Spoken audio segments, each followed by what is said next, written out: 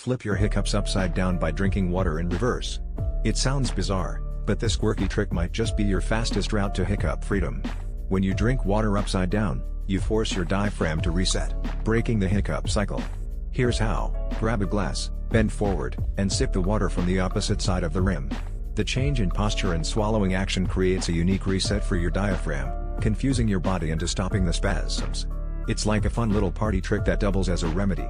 Next time you're battling those pesky hiccups, skip a spoonful of sugar and try this gravity-defying sip instead. It's a simple yet surprisingly effective way to regain control, leaving you hiccup-free and ready to impress your friends with this offbeat life hack.